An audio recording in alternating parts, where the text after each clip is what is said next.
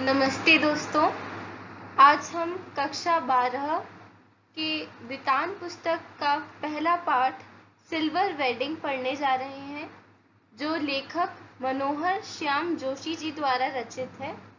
इस पाठ में हम सबसे पहले लेखक परिचय देखेंगे, फिर पाठ प्रवेश देखेंगे, इस पाठ के पात्रों को देखेंगे और फिर अगली वीडियो में हम इस पाठ का पूरा सार समझेंगे।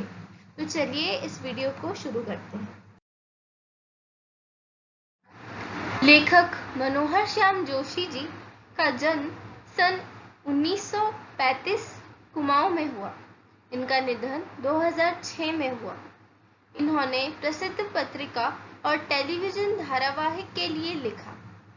इनकी प्रमुख रचनाओं में से एक क्याब के लिए इन्हें 2005 में साहित्य अकादमी पुरस्कार से सम्मानित किया गया। पाठ प्रवेश। यह कहानी एक लंबी कहानी है। इस कहानी की भाषा एक परिचित भाषा है जो हम आम जिंदगी में इस्तेमाल करते हैं। इस कहानी में मुहावरे हैं, जो हुआ होगा और समहाउ इम्प्रॉपर इस कहानी के बीज वाक्य हैं। पूरे पाठ में आपको ये वाक्य जरूर मिलेंगे। जो हुआ होगा का मतलब होता है यथास्थितिवादी, मतलब जो जैसा चल रहा है उसे वैसा ही चलने दिया जाए, भले ही आपको उससे बहुत तकलीफ हो रही हो, पर जो जैसा है उसे वैसा ही रहने दिया जाए। समहाउ इम्प्रॉपर का मतलब है अनिर्णय की स्थिति। जैसे आप आधे भरे ग्लास को देखते हैं कि ये आधा भरा है और वहीं देखते हैं कि वो आधा खाली है। इस स्थिति को समहाउ इम्प्रॉपर से समझाया गया है, क्योंकि आप किसी भी चीज के दो पहलू देखते हैं पर कभी भी संतोषजनक अपने आप को नहीं मानते। यही द्वंद्व इस कहानी के मुख्य पात्र यशोधर बाबू के मन में भी चलता है। वो इस स्थितियों का जिम्मेदार किसी व्यक्ति को नहीं मानते कि उनके अंदर ये दोनों स्थितियों के द्वंद्व चल रहे हैं, पर वो उसको किसी मनुष्य के ऊपर ढोलते नहीं और ना ही वो अपने ऊपर ढोलते हैं। वो बच्चों की तरक्की से खुश हैं, वही समहाउ इम्प्रॉपर भी अनुभव करते हैं। इसे हम आगे कहानी में देखेंगे। उन्हें लगता है कि वो खुशहाली कैसी जिससे परायापन पैदा हो जाए।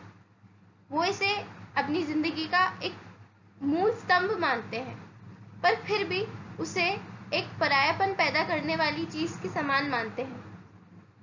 यहाँ प्रॉपर विकास में बाधक समहाउ इम्प्रॉपर तत्वों की तलाश की गई है।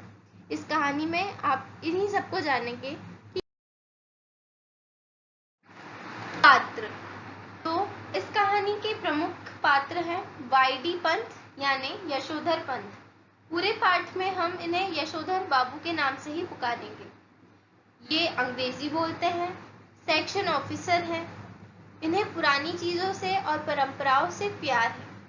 किशनदा इनके मार्गदर्शक हैं, ये किशनदा की हर बात मानते हैं।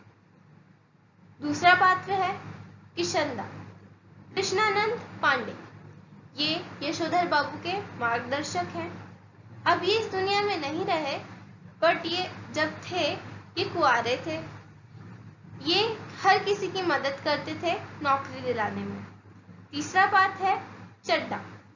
चड्डा असिस्टेंट ग्रेड का एक नया लड़का है, यानी ये यशोधर पंत बाबू के यहाँ उनके ऑफिस में काम करता है।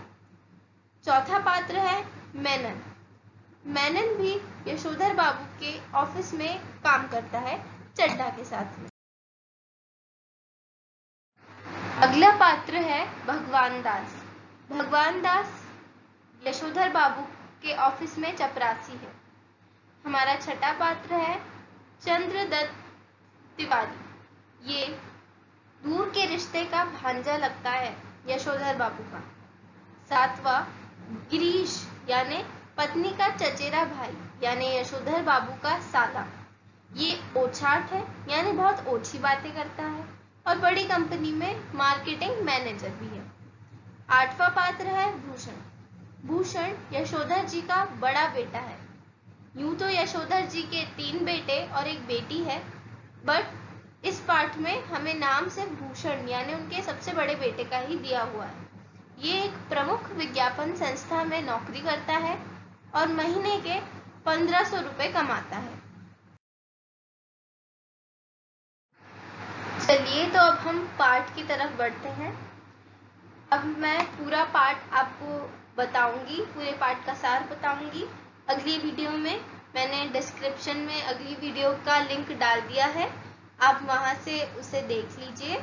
और उसके साथ साथ मैंने इस पाठ का PDF का लिंक भी आपको नीचे डिस्क्रिप्शन में दिया है, तो आप उससे वहां से लेकर, अगर आपके पास बुक नहीं है तो आप वहां से उसे पढ़ भी सकते हैं।